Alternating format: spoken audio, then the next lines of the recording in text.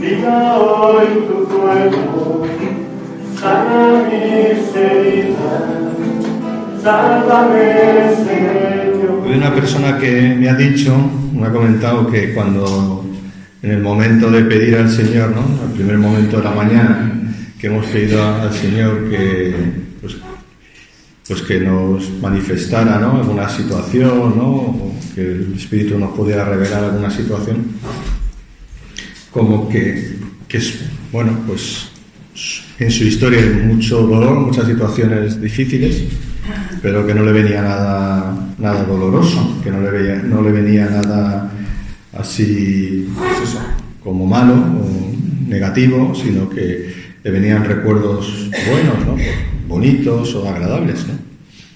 Pues cuando uno se pone en el Espíritu, ¿no?, y pides al Espíritu, si te viene eso, pues ya está, disfruta, ¿no?, de esos recuerdos, porque en este momento lo que necesitas es eso, ¿no? Necesitas, pues ya sea para fortalecerte o ya sea como para, ¿sabes? Cuando uno se deja llevar del Espíritu, pues Él pone lo que uno necesita, ¿eh? Ha habido otras personas que me han dicho que le han venido imágenes, ¿no? Una imagen de un momento, ¿no?, pero como un flash, ¿no?, como una imagen que tampoco sabe muy bien qué significa, ¿no? No sé si os ha pasado a varios, que pues de niña, con un vestido, en un sitio, en un modo, no sé qué. Pues todo eso, aunque no sepamos qué sentido tiene, no pasa nada, ¿no? Si son imágenes que vienen, pues las ponemos ahí, ¿no? Dejamos que el Señor, pues si me ha venido ese recuerdo, aunque no venga nada más, pues es algo que Él me ha puesto, ¿no? Entonces, pues lo que podemos hacer cuando nos vienen recuerdos, imágenes, ¿no? Por ejemplo, la persona que me ha dicho que se ha visto de niña con un vestido de una manera, tal, o sea que ha reflejado un momento concreto de su vida, pues puedes pedir al Señor que seguir con esa imagen, ¿no?, después en otros momentos de oración, para que Él te revele un poco qué mensaje, qué es lo que te quiere decir con eso. Y también, o sea, todo recuerdo, está claro que esa niña, que eres tú, ¿no?, te vino la imagen de una niña, que eras tú, pues esa niña también necesita el amor, ¿no? Necesita ese amor en ese momento, necesita algo, o necesita una atención particular. Entonces, siguiendo ese recuerdo, teniendo en cuenta, o sea, volviendo, cerrando los ojos, volviendo a esa imagen que te ha venido, pues pides al Señor que te lleve y puedes invitar a alguna de las personas de la Trinidad, o a María, o a José, ¿no?, San José, ¿no?, invitar a Jesús, que venga Jesús, invitar a Dios Padre, que venga. Hombre, es más fácil, mejor como alguien visible, ¿no?, más, después que sea Jesús, o María, o San José, ¿no?, o si tienes una imagen que te hagas del Padre, de Dios Padre, ¿no?, invitar que venga ahí, ¿no?, como que venga esa niña, que esté con ella y dejar que el Espíritu te vaya llevando, ¿no?, vaya dirigiendo ese momento. Si habéis hecho alguna vez ejercicios espirituales, ¿no?, según el itinerario de San Ignacio de Loyola, no sé si habéis hecho alguna vez, San Ignacio de Loyola propone lo que es la contemplación, ¿no? La contemplación ignaciana consiste en coger una escena del Evangelio, ¿no?, y meterme en la escena como si yo estuviera ahí. Entonces, al contemplar, por ejemplo, el nacimiento de Jesús, pues uno se imagina la escena, ¿no?, la cueva de Belén, el niño Jesús, María, José, la burla del muelle. Entonces yo voy ahí, a lo mejor como un pastorcito, me pongo a adorar a Jesús, ¿no? Como que yo me meto en la escena como si estuviera allí, ¿no? Entonces el fin de ese ejercicio de oración es, pues eso, experimentar a Jesús en su humanidad, ¿no? En su carne, ¿no? Es una experiencia muy bonita, ¿no?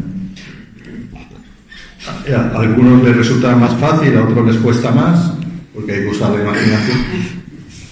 Pues podemos hacer lo mismo con escenas de mi vida, ¿no? Hacer como una contemplación de la escena de mi vida, donde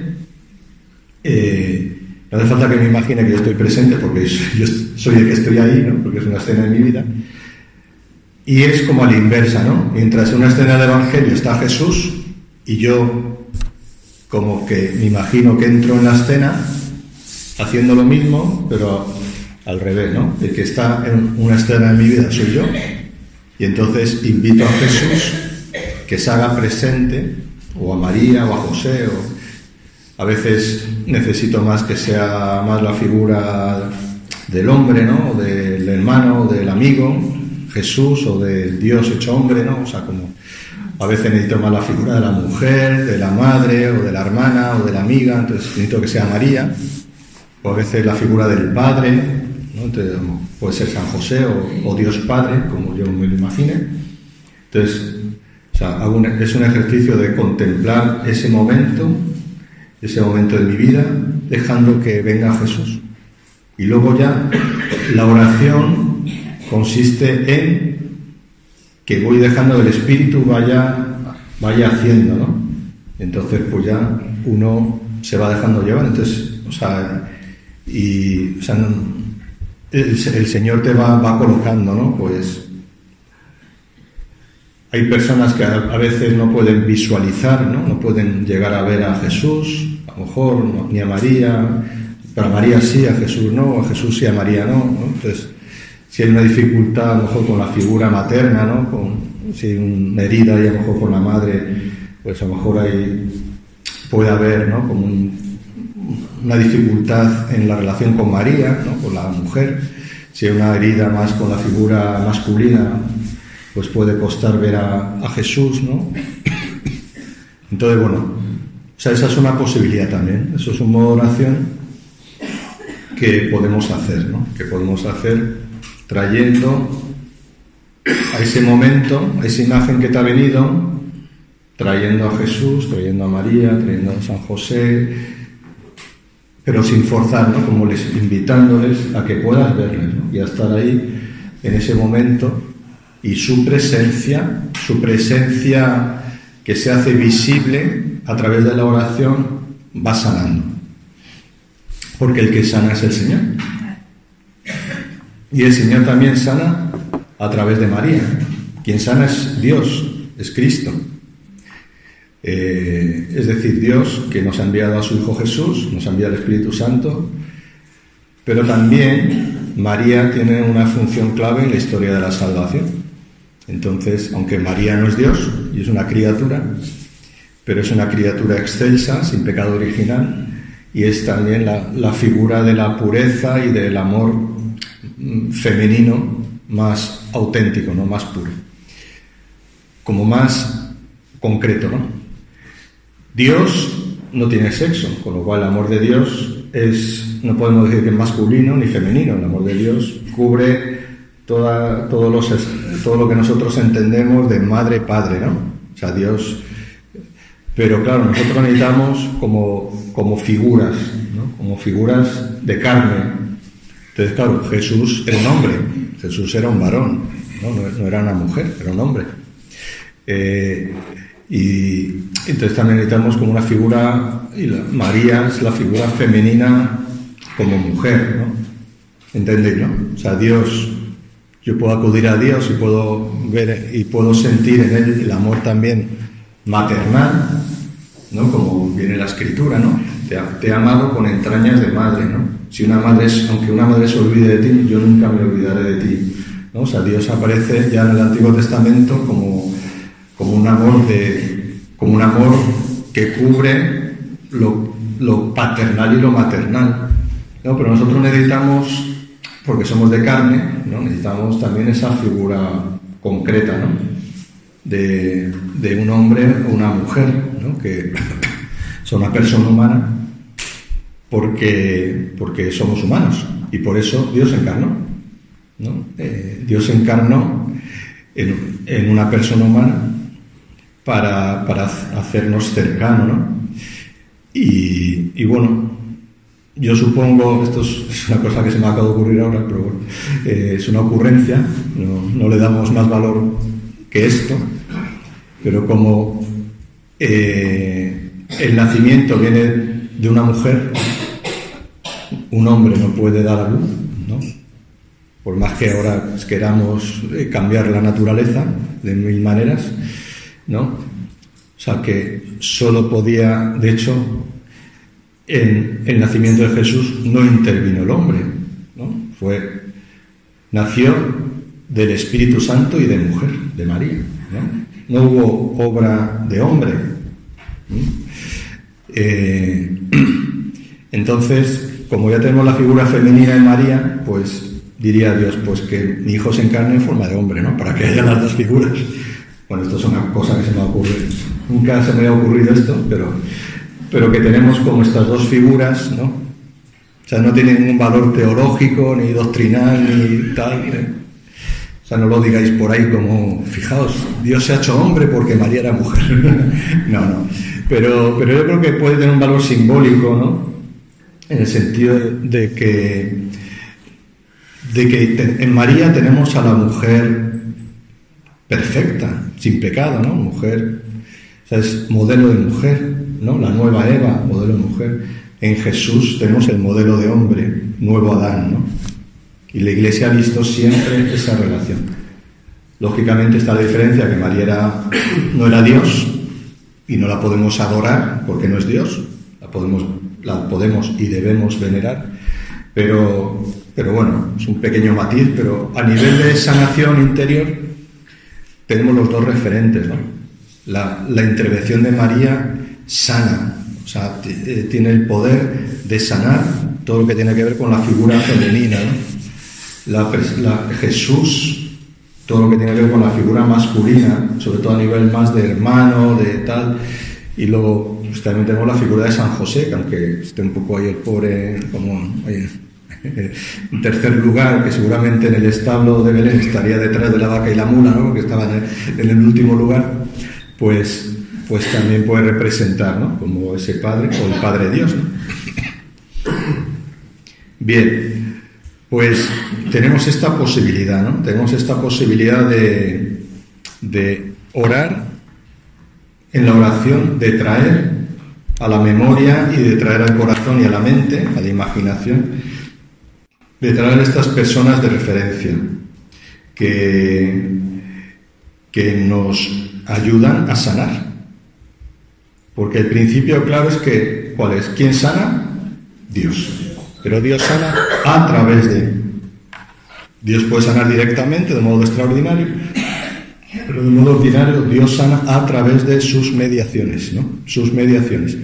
Y la gran mediación primera es su Hijo, ¿no? El Hijo, que es el mediador, por antonomasia. Y María es co-mediadora, co-redentora, ¿no? Entonces, María es mediadora de todas las gracias. Entonces tenemos a Jesús y María. También, como Dios sana a través de mediaciones, todo lo que es amor, todo lo que recibimos de amor, viene de Dios. Dios es amor, dice San Juan. Y todo lo que viene de Dios, y todo lo que viene del amor, viene de Dios. O sea, todo lo que es amor es de Dios. ¿Un amor humano de un no creyente, ese amor es de Dios o no? Sí, todo amor es de Dios. El amor verdadero, ¿no? El amor auténtico. El amor de la primera carta de los Corintios, capítulo 13, ¿no? El amor como entrega, servicio, que no es egoísta, todo esto, etc., ¿no? Entonces, el amor auténtico no falsas concepciones de amor, eso sería otro tema, ¿no? Falsas concepciones de amor, que otros tipos de amor, ¿no? Amor interesado, amor como necesidad, amor como búsqueda, en fin, pero eso no es amor, ¿no? El amor pleno es el amor ágape, el amor entrega. Bueno, pues todo amor es Dios, Dios es amor. Y todo amor es como una manifestación de lo que es Dios. Todo amor verdadero. Significa amor puro. Bien, entonces tenemos por lo tanto esta posibilidad, ¿no?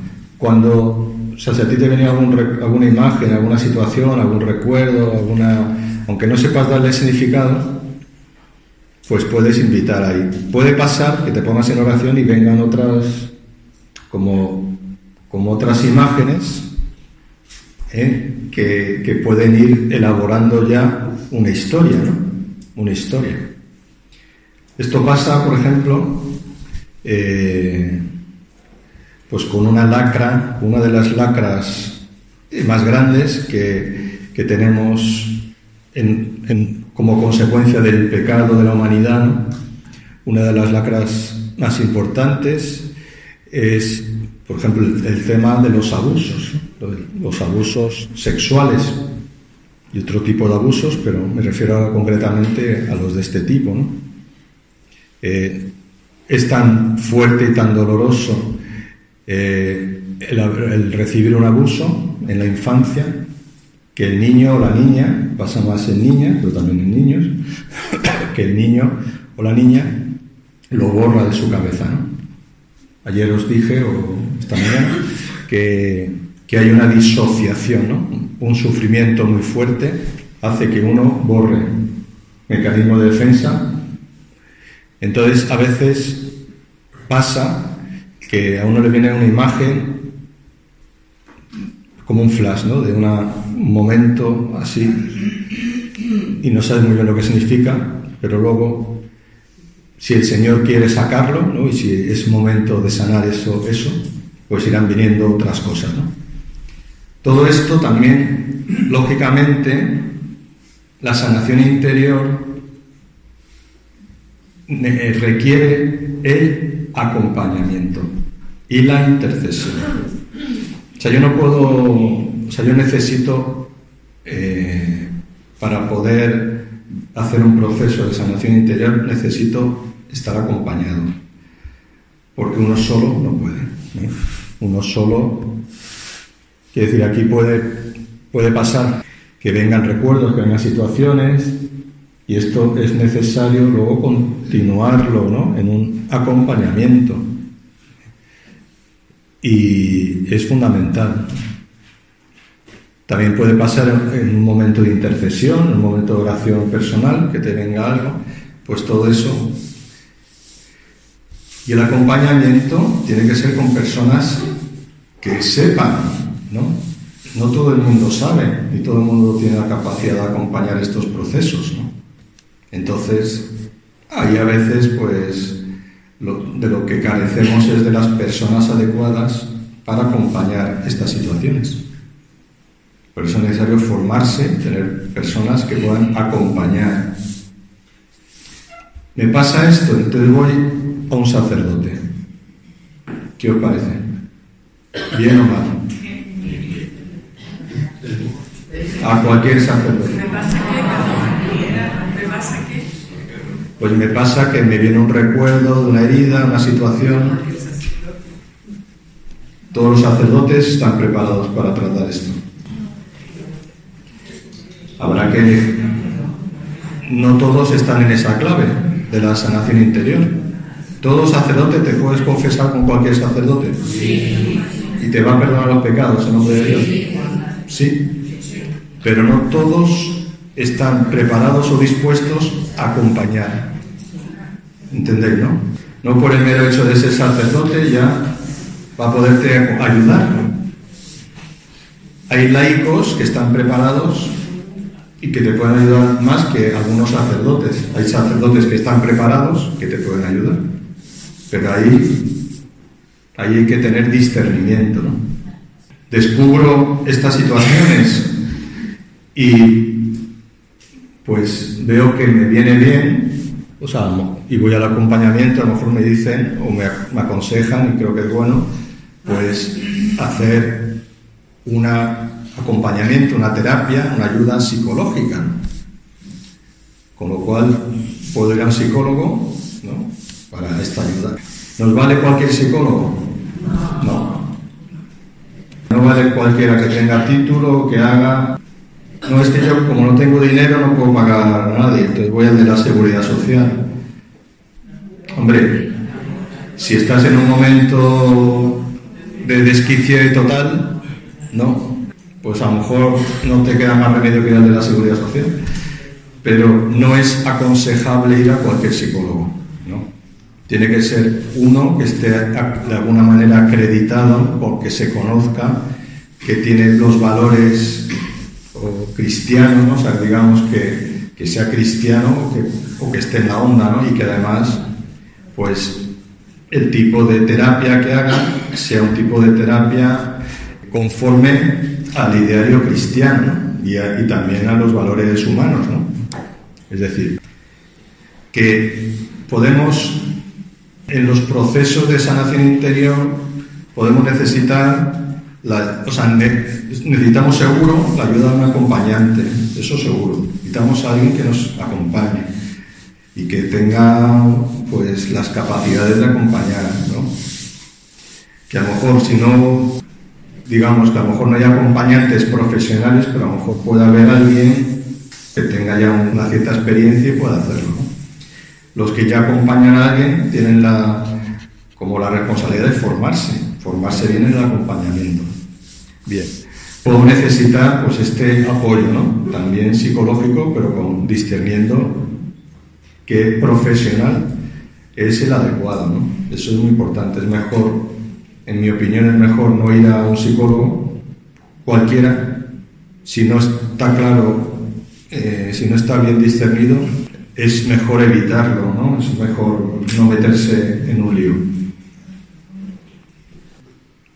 Bueno, todo esto es como para tener también algunas pautas, ¿no? De cara a que si salen cosas o si vienen cosas, pues también que podamos tener ayudas, ¿no? Ayudas, pues, que puedan ayudarnos, valga la redundancia, ¿no? Las situaciones que nos provocan heridas, pues dejan como una huella, ¿no? Te dejan una impronta negativa, dejan un dolor, algo que te duele. Y eso que duele, pues cuando vuelva a suceder algo parecido, vuelve el dolor. Hay situaciones objetivas de dolor y hay situaciones como más subjetivas de dolor, ¿no? O sea, hay hechos que objetivamente tienen que doler, o sea, que duelen, y si no te duelen, te pasa algo. O sea, por ejemplo, la pérdida de un ser querido, eso duele, tiene que doler, y además, sabéis que los especialistas lo llaman el duelo. O sea, hay que pasar por el duelo. ¿Qué quiere decir el duelo? Pues algo que te duele y que necesitas sentir el dolor. Está claro, ¿no? O sea, hay situaciones objetivas de dolor necesario, que tenemos que pasar ese duelo. Hay situaciones de dolor más subjetivas, ¿no? He puesto antes algunos ejemplos, ¿no? Pues me duele, o sea, me ha dolido mucho que a esta persona, pues, no me haya elegido, no se haya fijado en mí, o que me haya... No, pues eso es más de mis heridas, ¿no? Pero también necesita ser sanado. ¿Entendéis, no? Ante una situación dolorosa, normalmente suele haber unas etapas, ¿no? Ante una situación que me provoca un dolor, ¿no? La primera reacción es la negación. Rechazo esta situación dolorosa. Eso es lógico, ¿no? lo hemos dicho antes, es lógico. Tenemos el mecanismo de defensa de no queremos sufrir, no queremos sentir dolor, entonces lo tapo, no quiero verlo. Segundo, la pregunta, ¿no? ¿Y por qué a mí? ¿No? ¿Por qué a mí? A lo mejor se lo dices a Dios, ¿no? ¿Por qué? ¿Y por qué? O sea, paso de la negación de negar a cuestionarme porque no lo entiendo. El sufrimiento no es algo que entendamos. Hay muchos libros sobre el mal, el sufrimiento, y al final los acabas de leer y al final no te da la respuesta diciendo, bueno, y en realidad, ¿y por qué? ¿Por qué tenemos que sufrir? ¿Y por qué? Y cuando le pasa a otro, pues te le puede cuestionar o te puede doler, pero cuando te pasa a ti, en primera persona, o sea, uno piensa que sabemos que hay accidentes de tráfico, ¿no? Pero hasta que tú no tienes uno, lo tiene alguien muy cercano, no piensas que eso que pasa te puede pasar a ti. Sabemos que nos va a llegar la muerte, pero hasta que no te pasa muy de cerca, pues no piensas en ello. O sea, no podemos estar pensando, y eso es sano, no podemos estar pensando en las desgracias que nos pueden ocurrir, ¿no? O sea, no podemos estar pensando en eso.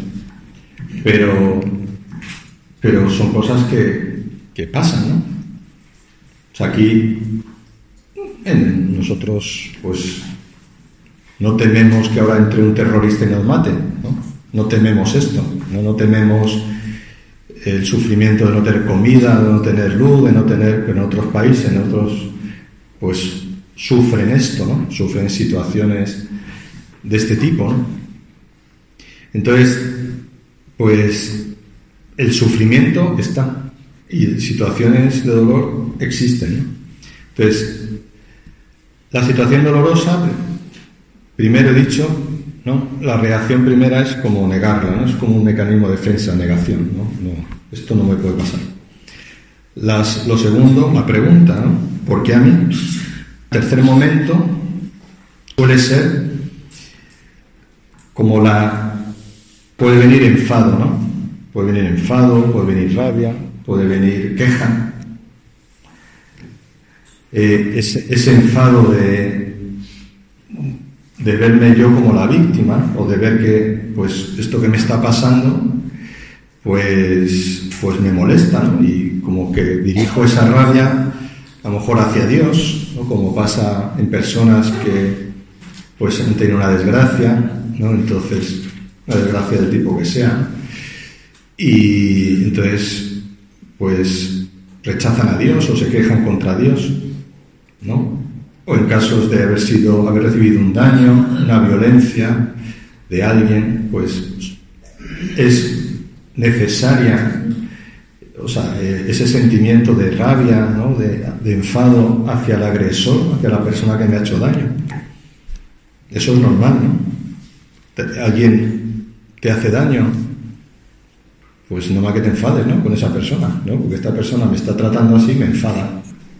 Si es un daño más fuerte, pues más fuerte. Es normal que salga que sienta rabia, ira, enfado. Es distinto la ira y la rabia como sentimiento que como pecado, ¿no? ¿Los sentimientos son pecado? No, un sentimiento nunca es pecado. El pecado es lo que yo pueda hacer con ese sentimiento, ¿eh? Si a mí voy en el coche y me golpean por detrás, pues a lo mejor me enfado, vamos, a lo mejor no seguro, ¿no? Si no es muy fuerte, me dejan cao, pues, pero, ¿no? O si alguien te hace algo, pues te brota, ¿no? O sea, ese primer impulso, ese enfado, esa rabia, pues eso no es pecado. El pecado es que me bajo del coche y le parta la cara al individuo, ¿no? Eso ya, o que entendéis, ¿no? O sea, el pecado es lo que yo haga con ese sentimiento. Entonces, el sentimiento de enfado, de rabia, tiene una parte buena, que es la defensa, ¿no? O sea, lo tenemos como para defendernos, ¿no? Es como defensa propia. Me agreden, pues me defiendo. ¿Entendéis, no? Bien. Pero debajo de eso está lo cuarto, que es el dolor. Ante un sufrimiento, pues el sufrimiento duele. Y los sufrimientos se sanan cuando yo puedo llegar a expresar este dolor. Quinto, normalmente combatimos entre la cabeza y el corazón, ¿no? Quiero olvidar esto que ha pasado, pero no puedo. Entonces estoy peleándome, ¿no? Y lo que termina sanando es la aceptación.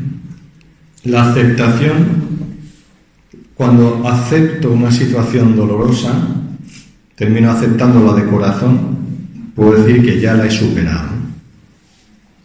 Hay personas que dicen, no, yo esto ya lo he superado, pero me duele. Si te duele, no lo has superado. Yo esto ya lo he superado, pero como le coja, pues creo que no lo he superado, ¿no? Yo ya lo he superado porque ya no pienso en eso, pero cuando me lo sacan, ¿cuándo he superado algo? Cuando puedo recordarlo sin dolor, cuando puedo recordarlo sin enfado, cuando puedo recordarlo con paz, ¿no? Bien. Por lo tanto, varias etapas: negación, pregunta, enfado, rabia, dolor, lucha, aceptación. Os voy a poner un ejemplo un poco tonto, aunque nada es tonto. Antes también me habéis dicho algunos, no, a mí me pasó esto, fíjate qué tontería, me he acordado de esto. Nada es tontería, ninguna cosa es tontería, porque todo, aunque sea algo sencillo, nos habla, nos dice, ¿no? Voy a poner un ejemplo donde podéis ver estas distintas etapas, ¿no? Voy a poner un ejemplo autobiográfico, no comprometedor. Podría poner otros ejemplos más comprometedores, pero bueno, pongo este. Yo iba con mi coche a casa de un amigo, estaba recién ordenados, y iba a casa de un amigo sacerdote en Francia, me paré por el camino y, bueno, inocentemente pues abrí el maletero, hice algunas cosas, en fin, en una plaza. Cerré el maletero, me fui a visitar un poco, estaba de camino, ¿no? Iba a la ida, y al volver al coche abrí el maletero otra vez y, oh sorpresa, no había nada. Lo cerré, dije no puede ser. Esto no está ocurriendo. Primera fase, negación, ¿no? Esto no está ocurriendo. Cuando lo abrí 4 veces,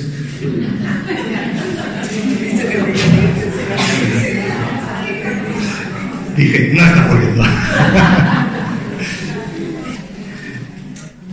¿Por qué a mí, no? Había tantos coches y ¿por qué el mío, no? ¿Por qué a mí? Segundo, la pregunta, ¿no? ¿Por qué? ¿Por qué a mí? Y entonces, pues, yo en primer momento lo racionalizo, ¿no? Digo, no pasa nada. Modo de vivir la pobreza. Pero en el fondo, al final, te sale, ¿no? Como, ¿quién habrá sido?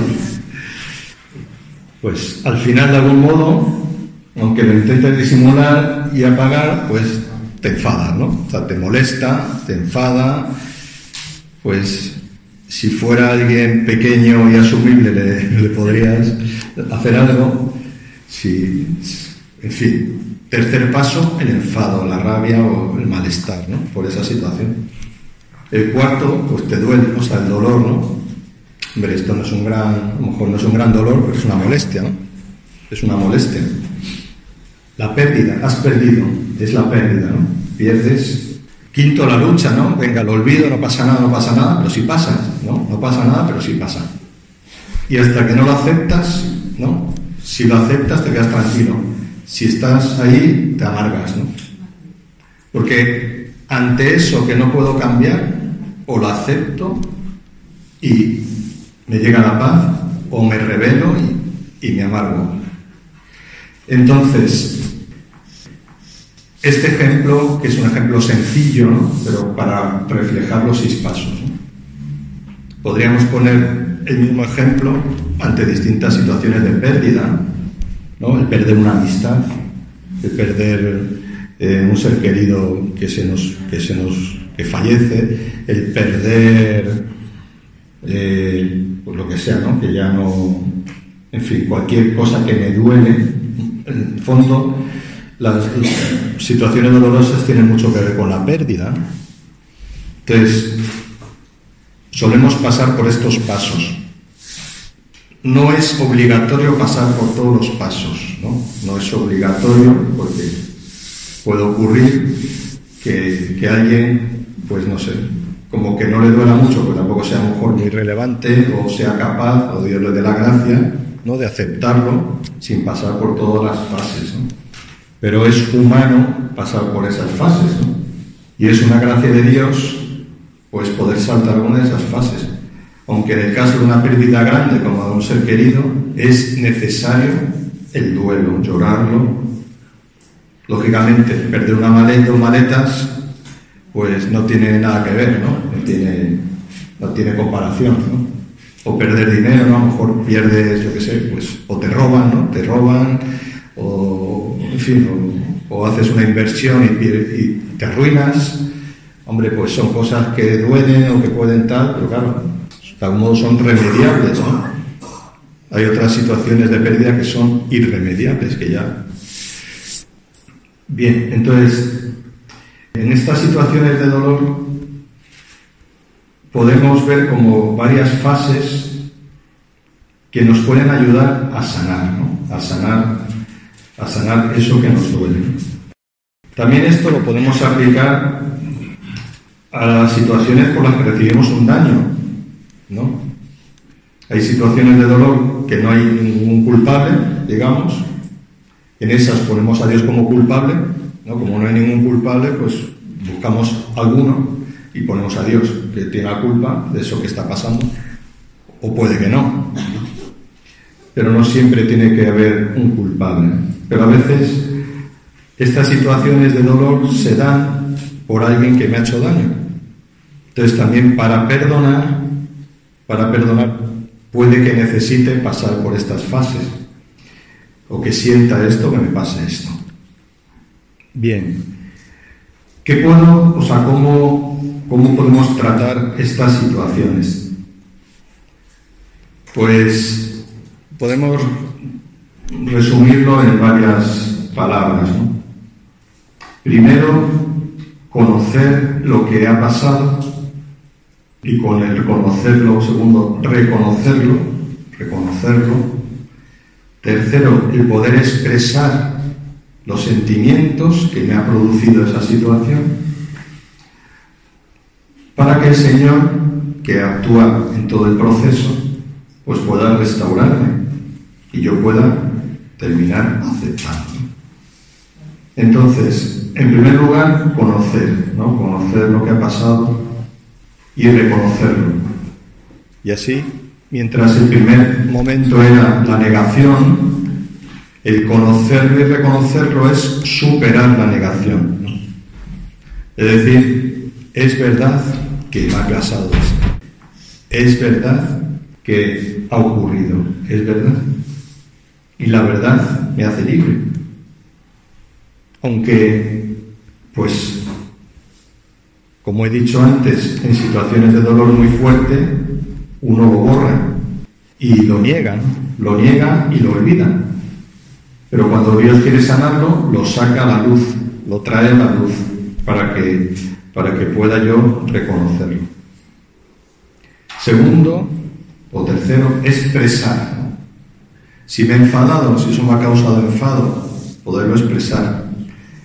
Toda expresión ayuda, pero para expresar hay que cumplir como tres requisitos.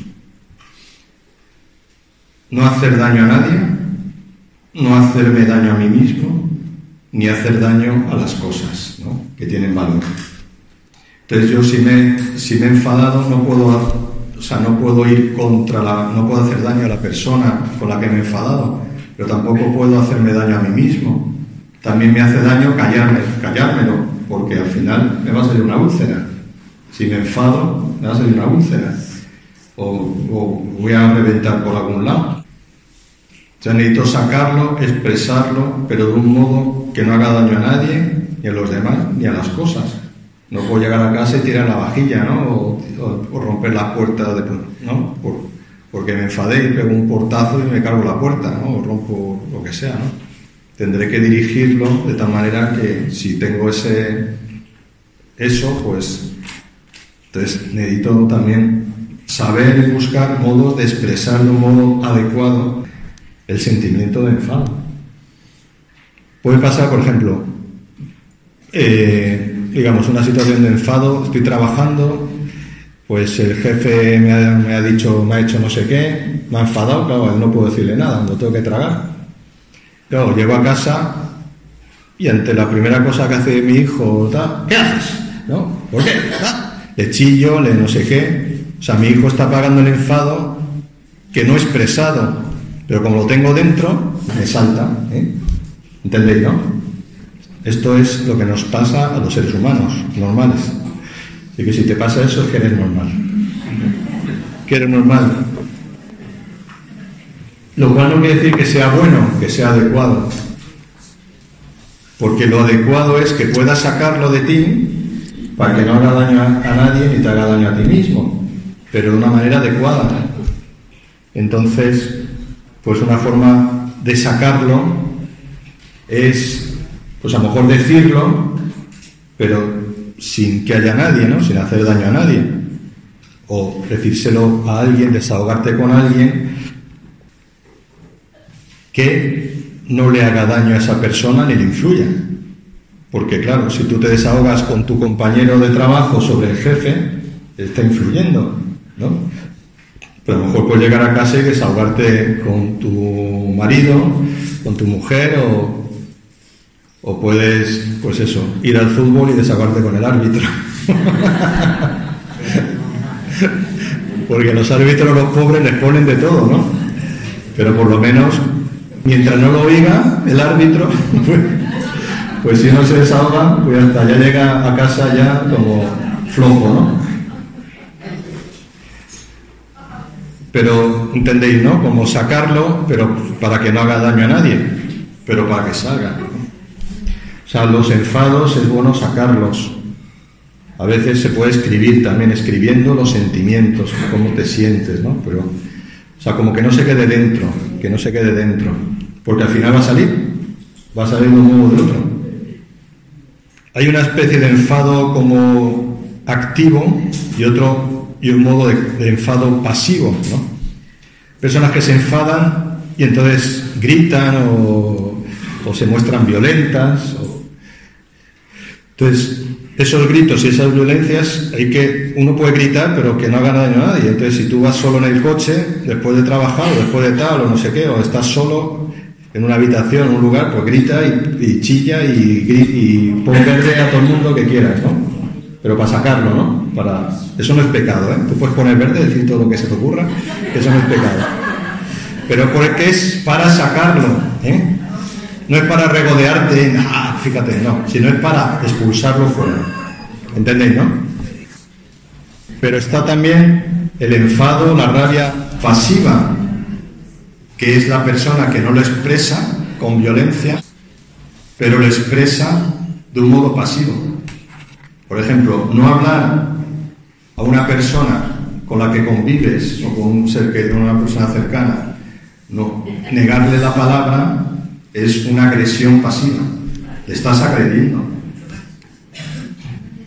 Estás agrediendo, no le estás agrediendo activamente, pero le estás agrediendo como diciendo, te niego la palabra, ¿no? O sea, es una violencia pasiva. ¿Entendéis, no? Y eso hace daño. A veces hace más daño el silencio que un grito, ¿no? Porque un grito, pues nada más el otro se desahoga y ya está. Luego a lo mejor se arregla y nos pedimos perdón. pero el silencio dura más que un grito y hace más daño. Entonces, el expresar es sanar o ayuda a sanar, ¿no? Somos así, nuestra forma de funcionar es así.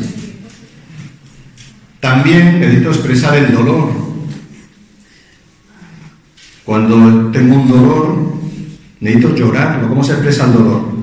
Llorando. A veces la rabia, en algunos se expresa de una manera más física, ¿no? Pues a una persona le da un brote de cólera, le pega un portazo, un puñetazo, le da, ¿sabes? A veces se expresa más físicamente, entonces nunca hay que pegar un puñetazo a nadie ni a nada que haga daño, pero si está muy cargado, pues puede pegar un puñetazo a un cojín, a un almohadón, o pegar golpes y ya está, pero que no hagas daño a nadie, ¿no? Pero también la rabia a veces se expresa con las lágrimas, ¿no? Quizá más en las mujeres, ¿no? Que a lo mejor te salen la rabia y lloras de rabia. El dolor siempre o habitualmente se expresa llorando, ¿no? Y además, la rabia es como la cápsula que encierra, detrás de eso está el dolor, debajo de la rabia está el dolor, debajo del enfado está el dolor. Porque claro, cuando alguien te ha hecho algo que te enfada, te ha dolido.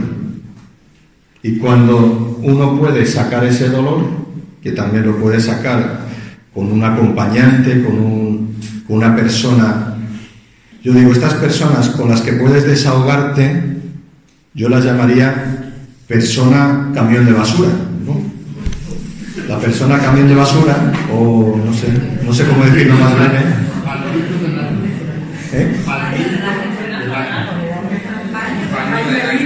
Pañuelo de lágrimas. No, me gusta más camión de basura. Es más romántico.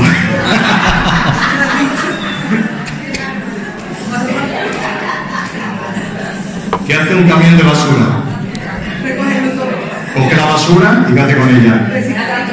La tritura. ¿Y dónde acaba? El basurero acaba fuera. O sea, no es cuestión de revolver la basura, ¿no? Sino de que yo suelte algo a alguien, él lo coge, el camión de basura lo escucha y lo tritura y lo expulsa. Pero si tú solo dices a alguien que no es camión de basura, sino es, pues yo qué sé, los camiones estos que van echando el agua o tal, que van repartiendo, tú lo coges y encima lo expande, ¿entendéis? Bueno, la imagen es como queráis, ¿no? Pero yo no me puedo desahogar con alguien que le afecte mi desahogo. No, es que me desahogo con uno del grupo, con otra del grupo, pues le está afectando. No puedo hacerlo. Hay una cosa, por desgracia, que es bastante frecuente, es que el padre o la madre se desahoga con su hijo sobre su marido o su mujer y se desahoga con su hijo. Eso no puede ser, porque el hijo es parte afectada, ¿no? No te puedes desahogar con alguien que le va a afectar tu desahogo. Tú vas a un sacerdote, ahí sí, puedes ir a un sacerdote y le sueltas todo lo que quieras. Pues que a él no le va a afectar, normalmente no le va a afectar. Si no está implicado en el asunto, no le va a afectar, ¿eh? Menos si está implicado, le puede afectar, porque todos somos humanos. Entonces, poder expresar, ¿no? Expresar. Y eso, el Señor lo quiere y Él también lo restaura, ¿no? O sea, el Señor nos ayuda para que podamos integrar lo que nos pasa. Entonces es conocer, reconocerlo, expresarlo para poderlo integrar en nuestra vida y aceptarlo. ¿Entendéis los pasos? Conocer, reconocer, expresar, entregarlo al Señor, ponerlo ante Él. También una forma muy buena es expresárselo al Señor, ¿no? En la oración, ¿no? Señor, fíjate, tal, y decírselo a Él, ¿no? Y llorarle a Él y sacar todo ahí, ¿no? El Señor, iba a decir, es el gran camión de basura, pero suena un poco feo, ¿no? El Señor es el que mejor conoce lo que necesitamos, ¿no? Y Él lo acoge todo. La cruz, en la cruz está, tú vas a la cruz y dejas ahí todo tu dolor, tu enfado, tu tal. Pero a veces también necesitamos como esas mediaciones de Jesús de carne y hueso, ¿no? Porque claro, también a veces necesitas, si tú miras la cruz y te abrazas a la cruz, eso ayuda mucho. Porque en la cruz, ¿no? En la cruz, por ejemplo, esta cruz, ¿no?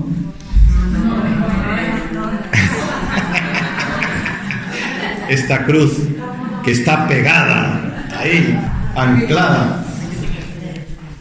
Bien, pues eso es muy bueno también, ¿no?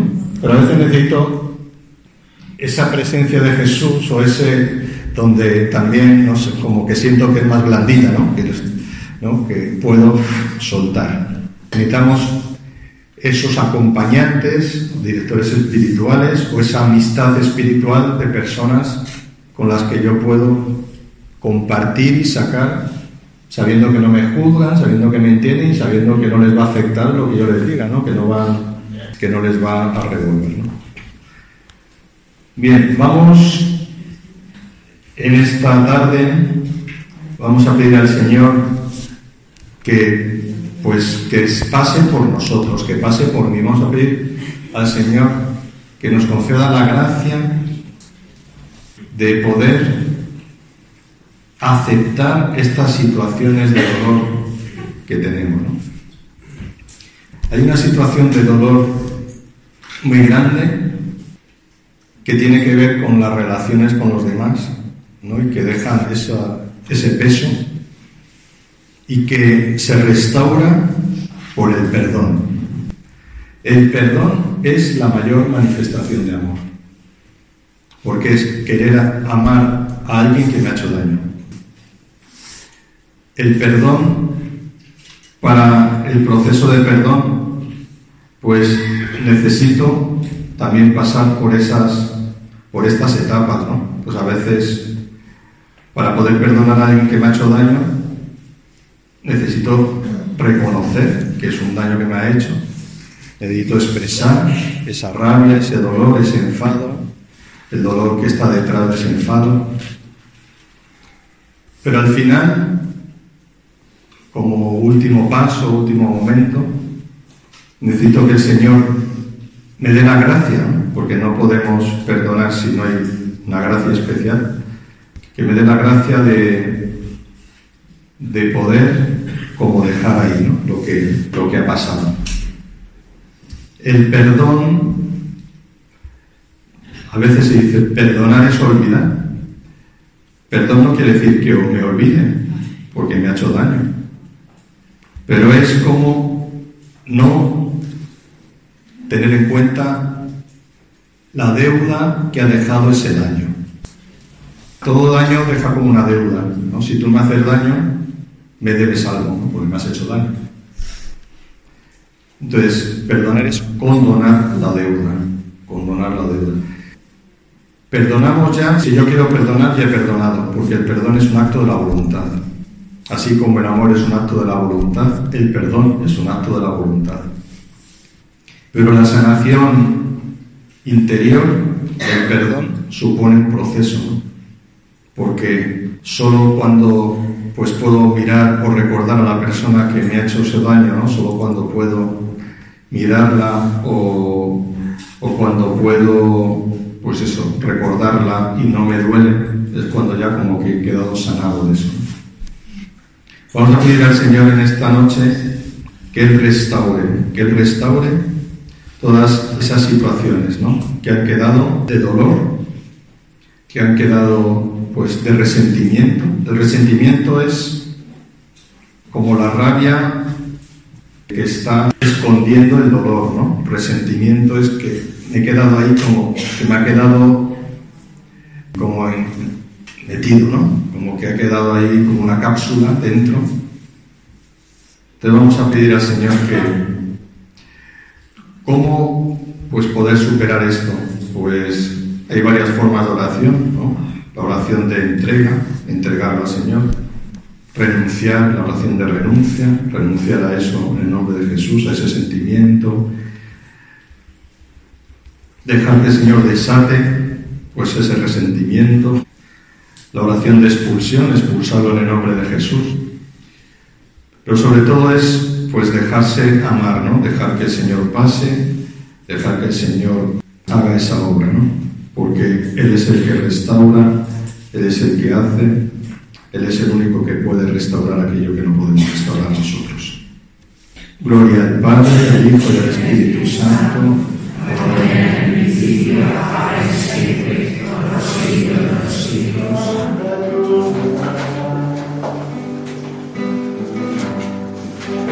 Dame tu Espíritu,